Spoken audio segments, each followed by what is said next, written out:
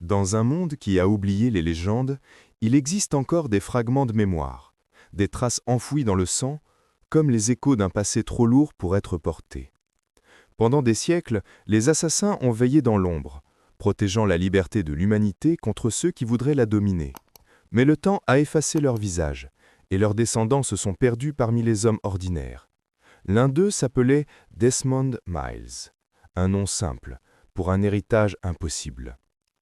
Né d'un credo qu'il refusait, fuyant les ombres d'une guerre qu'il ne comprenait pas, il voulait simplement vivre libre, loin des temples, des prophéties et des fantômes du passé. Mais on ne fuit pas sa mémoire, car dans ses veines dormaient les souvenirs d'assassins morts depuis des siècles. Altaïr, Ezio, Connor. 3 vies, 3 destins, gravés dans son ADN comme un rêve qui ne lui appartenait pas. Et lorsque Abstergo le retrouva, le passé s'éveilla à nouveau. Ce soir, nous allons suivre ce chemin de mémoire, remonter le fil de l'histoire jusqu'à celui qui, pour sauver le monde, a dû se perdre lui-même. Voici l'histoire de Desmond Miles, le dernier assassin. Chapitre 1. L'enfant du credo. Il est né en 1987, quelque part dans le Dakota du Sud. Un lieu reculé, dissimulé sous le nom simple de la ferme. Ce n'était pas une ferme ordinaire. C'était une enclave secrète, un refuge de la confrérie des assassins modernes. Un endroit où les enfants apprenaient dès leur plus jeune âge à disparaître, à se taire, à obéir au credo. Son père, William Miles, en était le gardien. Un homme de foi et de devoir, convaincu que les assassins portaient encore la responsabilité de protéger le monde contre l'ordre des Templiers. Sa mère, dont le nom reste inconnu dans les archives, partageait cette mission dans le silence. Desmond grandit milieu de ses ombres. Pas d'école, pas de télévision, pas de contact avec le monde extérieur, seulement des leçons sur la discrétion, la survie, la vigilance. On lui enseignait à escalader, à observer, à douter de tout. Mais le jeune Desmond rêvait d'autre chose. À 16 ans, il regardait au-delà des clôtures vers ce monde qu'on lui interdisait. Il ne voyait pas une guerre secrète entre 2 ordres millénaires, il voyait seulement des gens libres. Alors, il s'enfuit. Une nuit, sans bruit, sans adieu. Il quitta la ferme, abandonnant derrière lui le credo, son père et tout ce qu'il avait appris. Pendant des années, il erra à travers les États-Unis. Il changea souvent de ville, de visage, de nom. Il évitait les foules, les caméras, les questions. Finalement, il trouva refuge dans un bar reculé, quelque part à New York. Il y travailla comme barman sous une fausse identité. Pour lui, c'était une forme de paix, un quotidien banal, sans idéaux, sans armes, sans credo. Mais on ne fuit pas ce que l'on est. Les Templiers d'Abstergo Industries, qui traquaient les porteurs de gènes assassins, le retrouvèrent. Il savait ce qu'il ignorait encore, que dans son ADN dormaient les souvenirs de ses ancêtres et qu'il pouvait être la clé d'un secret plus grand que lui. Une nuit, Desmond fut enlevé. Transporté de force dans un laboratoire souterrain d'Abstergo, il se réveilla dans une pièce blanche, stérile, baignée d'une lumière froide. Une voix lui parla calmement. Celle du docteur Warren Vidic. « Bienvenue, Desmond. Nous allons simplement explorer ta mémoire. » À cet instant, sans le savoir, le dernier descendant de la lignée d'Altaïr et d'Ezio venait d'entrer dans la machine qui allait réveiller l'histoire. Une machine appelée l'Animus. Chapitre 2. Le prisonnier de la mémoire. Quand Desmond ouvrit les yeux, le monde qu'il connaissait avait disparu. Devant lui, une salle blanche, sans horizon. Autour, des écrans, des voix, des chiffres. Et au centre, une chaise métallique, reliée des câbles et des capteurs. L'Animus. Une machine capable de plonger un sujet dans les souvenirs de ses ancêtres, grâce à ce que les chercheurs d'Abstergo appelaient la mémoire génétique. En vérité, un instrument conçu pour explorer le passé et le manipuler. Le docteur Warren Vidic, scientifique en chef d'Abstergo, présentait l'expérience comme un simple test. Mais Desmond comprit vite qu'il n'était pas involontaire. Il était un prisonnier. À ses côtés, une jeune chercheuse semblait moins froide. Lucy Stillman. Silencieuse, Observatrice, elle assistait Vidic, mais son regard trahissait autre chose. Un doute peut-être, une peur. Desmond fut attaché à la machine. Une lumière l'enveloppa, et soudain, le monde changea. Il se retrouva dans une ville ancienne. Des minarets, des toits de pierre, des marchés, des tours aux ombres d'or.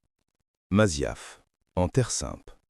Et dans cette peau étrangère, il sentit battre un autre cœur, celui d'un homme du XIIe siècle, Altaïr. L'un des plus grands assassins de l'histoire, membre de la confrérie fondée pour contrer les Templiers pendant la Troisième Croisade. À travers les yeux d'Altaïr, Desmond découvrit les fondations de la guerre éternelle entre liberté et contrôle. Les assassins croyaient que l'homme devait être libre de choisir, les Templiers, eux, pensaient que seul l'ordre absolu pouvait sauver l'humanité.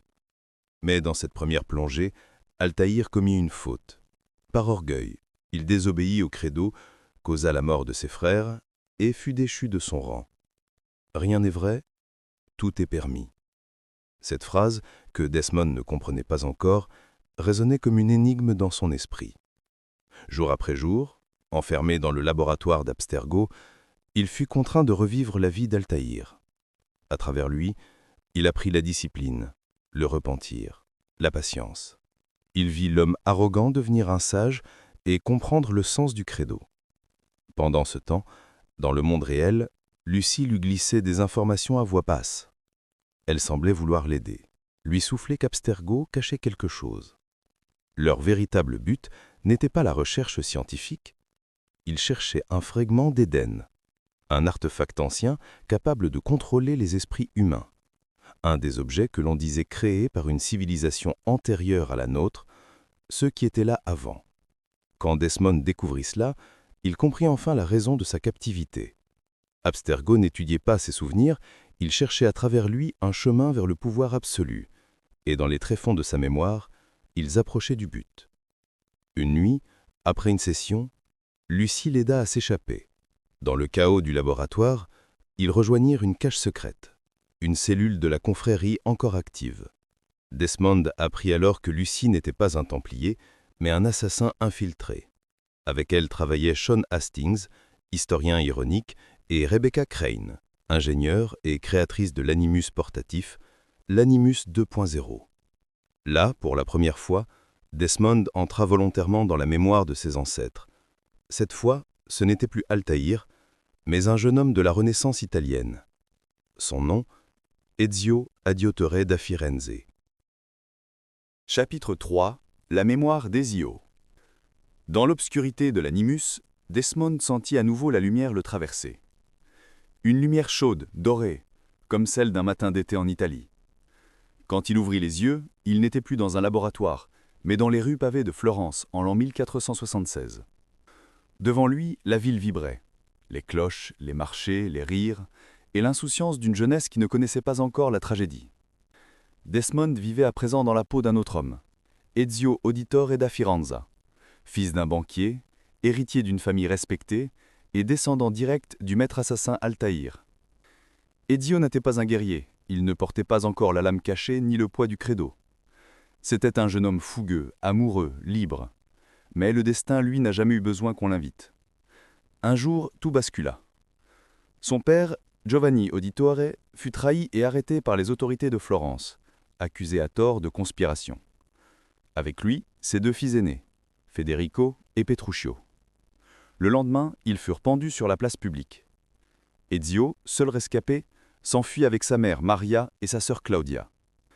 C'est alors qu'il découvrit la vérité. Son père n'était pas qu'un banquier. Il était un assassin, gardien du credo et ennemi des Templiers. Dans un coffre secret, Ezio trouva les outils de la confrérie. Une lame cachée, un capuchon et des lettres codées. Ce fut le début de sa quête. Une quête de vengeance, mais aussi de vérité. À travers ses souvenirs, Desmond découvrit un autre visage de la guerre, non plus celui des batailles, mais celui des hommes.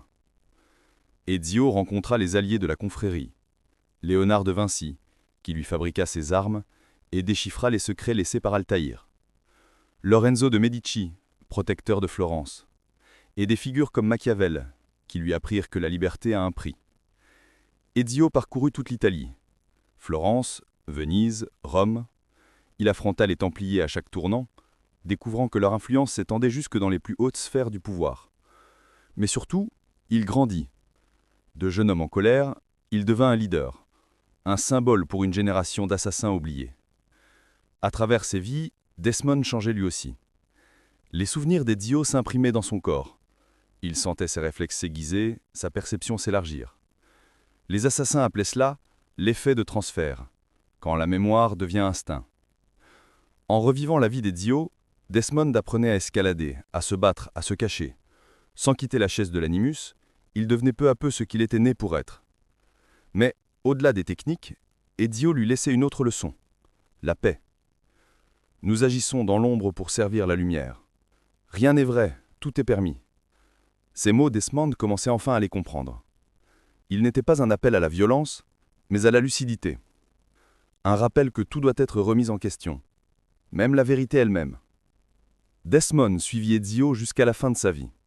Il le vit découvrir les secrets d'Altaïr à Masyaf, retrouver la sagesse dans les bibliothèques oubliées, et mourir paisiblement à Monteriggioni, avant de transmettre tout ce qu'il avait appris. Et quand la mémoire d'Ezio s'effaça, Desmond rouvrit les yeux. Le monde moderne l'attendait à nouveau. Mais il n'était plus le même.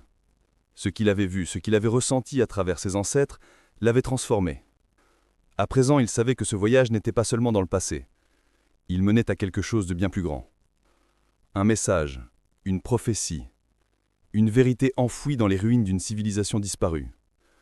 Et cette vérité l'attendait à son tour. Chapitre 4. La première civilisation. Dans les profondeurs de l'animus, Desmond revivait les derniers souvenirs d'Ezio. Un vieil homme marchant lentement vers la bibliothèque de Masyaf, l'ancien sanctuaire d'Altaïr. Ezio avait cherché toute sa vie à comprendre le sens du credo, et il pressentait que la réponse se trouvait là, dans ces pierres, marquées par le temps. À l'intérieur, il trouva un tombeau, et dans ce tombeau, le corps d'Altaïr, assis, paisible, tenant entre ses mains une pomme d'Éden, un fragment du savoir de ceux qu'on appelait ceux qui étaient là avant. À cet instant, alors qu'Ezio posait sa main sur la relique, une lumière envahit la salle. Une femme apparut, d'une beauté étrange, ni tout à fait humaine, ni tout à fait divine. Minerve. Elle ne s'adressait pas à Ezio, pas vraiment. Son regard allait au-delà de lui, comme si elle observait à travers les siècles. Écoute ces mots, celui qui viendra après. Ezio, en fut, ne comprenait pas, mais Desmond, lui, sentit le frisson du message lui traverser la peau. Minerve s'adressait à lui. Elle parlait d'un monde oublié, d'une civilisation avancée, née bien avant l'humanité. Les Isus, des êtres créateurs, architectes de la race humaine et forgerons des artefacts que l'on appelait les fragments d'Éden. Desmond apprit qu'il y a des milliers d'années, cette civilisation avait presque disparu. Une catastrophe solaire avait ravagé la Terre, détruisant ses cités et ses créations. Les survivants avaient cherché à avertir les générations futures, laissant des messages cachés dans les temples et les mémoires. C'est pour cela qu'ils avaient créé les assassins, pour que quelqu'un, un jour, puisse retrouver ces savoirs et empêcher que cela ne se reproduise. À travers les souvenirs d'Ezio, Desmond vit se succéder plusieurs voix. Minerve, Junon, Jupiter. 3 membres de cette civilisation disparue qui s'adressaient directement à lui à travers la mémoire génétique. Il l'appelait le sujet 17, celui dont le sang contenait la clé. Son ADN, fruit de siècles de limiers croisés, le reliait à Altaïr, à Ezio, et à la fois à ces dieux oubliés de l'humanité. Pendant ce temps, dans le monde réel, Desmond et son équipe se cachaient dans la villa Auditore à Monteriggioni. Mais Abstergo les retrouva. L'animus fut dommagé. Le choc plongea Desmond dans un coma, coincé à l'intérieur de la machine, prisonnier de l'espace mémoire de l'animus. Là, il rencontra une autre conscience, Clay Kaczmarek, le sujet 16, celui qu'Abstergo avait utilisé avant lui. Clay lui expliqua que son esprit se désintégrait et que Desmond devait trouver une porte de sortie avant d'y être piégé à jamais. Dans cet espace blanc, fait de fragments de souvenirs et de symboles, Desmond dut réunir les morceaux de son identité. Son passé, ses ancêtres, ses choix. Quand il se réveilla, il avait compris. Les messages d'Ezio et d'Altaïr n'étaient pas des avertissements isolés. Ils étaient des pièces d'un puzzle millénaire, un code transmis à travers le sang pour éviter la fin du monde. Et cette fin approchait à nouveau. Une nouvelle catastrophe solaire était imminente. Les assassins d'Ajour avaient échoué à l'empêcher. Mais cette fois, l'humanité avait encore une chance. Une chance qui portait le nom de Desmond Miles. Il comprit alors que tout ce qu'il avait fui, tout ce qu'il avait vécu, l'avait mené à cet instant précis. Il n'était plus seulement un fugitif, ni un barman, ni un prisonnier. Il était le dernier maillon d'une chaîne qui reliait les hommes et les dieux, le passé et l'avenir, la mémoire et la survie. Et quelque part, dans les ruines d'un temple oublié, un ancien pouvoir l'attendait. Chapitre 5. Le sacrifice. Les messages étaient clairs, les signes impossibles à ignorer. Le monde se dirigeait vers une nouvelle catastrophe, une tempête solaire semblable à celle qui avait détruit la première civilisation. Un seul lieu pouvait offrir un espoir, le Grand Temple, caché sous la terre, au nord de New York. Desmond, accompagné de son père William, de Shaun et Rebecca, trouva enfin l'entrée. Un passage oublié, gardien de technologies dépassant la compréhension humaine. À l'intérieur, des salles baignées de lumière dorée murmuraient encore les voix des anciens. Pour activer les systèmes de protection, Desmond dut replonger dans la mémoire de ses ancêtres. Cette fois, il revivit les pas de Connor Kenway, assassin de la Révolution américaine. À travers lui, il apprit ce que signifiait se battre pour la liberté, non contre un ennemi, mais contre l'emprise du pouvoir. Tout ce qu'avaient appris Altaïr, Ezio et Connor se rassemblait désormais en lui. Tout convergeait vers cet instant. Au cœur du temple, deux présences l'attendaient, Junon et Jupiter, vestiges de la première civilisation. Jupiter lui montra le passé, leurs efforts pour sauver leur monde englouti par les flammes du soleil. Junon, elle, proposa un choix. Le premier, laisser la tempête solaire frapper à nouveau. Des milliards périraient, mais l'humanité renaîtrait libre. Le second, sauver le monde au prix de sa propre vie. En activant le champ protecteur, Desmond libérerait Junon, emprisonné depuis des millénaires. Minerve tenta de le prévenir, Junon voulait régner à nouveau. Mais Desmond savait déjà. Il regarda son père, ses amis, puis le monde tout entier. Depuis le début, tout l'y avait conduit. Il n'était pas là pour fuir, mais pour choisir. Personne ne peut échapper à son destin. Il s'approcha de la sphère centrale, sa main se posa sur la lumière, Junon sourit, Minerve détourna le regard, et Desmond, dans un dernier souffle, fit son choix. Un instant, le monde s'illumina. La tempête solaire frappa, mais le bouclier du temple s'activa à temps. L'humanité fut sauvée. Desmond, lui, n'était plus. Son corps resta dans le temple, mais son esprit fut absorbé par les systèmes de l'ISU. Et quelque part dans le réseau, Junon ouvrit les yeux. Desmond Miles avait accompli son rôle.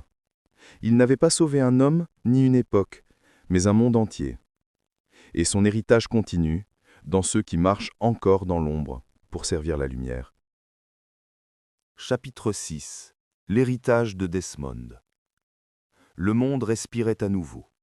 La tempête solaire avait été continue. La vie continuait, ignorante du sacrifice qui venait de se produire dans les profondeurs d'un temple oublié. Mais Desmond n'était plus. Son corps reposait silencieusement, son souffle humain éteint. Pourtant, il n'avait pas complètement disparu. Son esprit, sa mémoire, son essence génétique avaient été absorbés par les systèmes des Isu, les êtres de la première civilisation.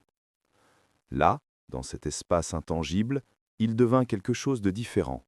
Une conscience flottante, observatrice, immortelle, liée à l'humanité et à ses souvenirs. Les échos de ses ancêtres résonnaient toujours en lui. Altaïr, Ezio, Connor, leur vie, leurs leçons, leurs choix. Tout se mélangeait dans un flux silencieux, comme un fleuve de mémoire traversant le temps. Desmond veillait maintenant, non pas en tant qu'homme, mais en tant que gardien invisible. Ses décisions, ses sacrifices, ses expériences continuent d'influencer le monde même si personne ne le voit. Dans les années qui suivirent, de nouvelles menaces émergèrent. Junon, libéré après le sacrifice de Desmond, préparait ses plans pour influencer l'humanité. Mais la confrérie des assassins, guidée par ses enseignements et les technologies récupérées, continuait de protéger le fragile équilibre entre liberté et contrôle. Et quelque part, dans la mémoire de ceux qui venaient après, Desmond était toujours là. Non pas comme un nom sur une pierre, mais comme un souffle invisible dans le flux de l'histoire. Un écho qui traversait les siècles, gardien silencieux d'un monde qui ne savait pas qu'il devait être sauvé. Lorsque tu fermes les yeux ce soir et que tu rêves de mondes anciens ou oubliés, peut-être traverses-tu, sans le savoir, un fragment de sa mémoire. Car même disparu, Desmond Miles veille encore. Le dernier assassin n'est pas parti. Il est là, dans le vent, dans la lumière, dans le souvenir, invisible et éternel.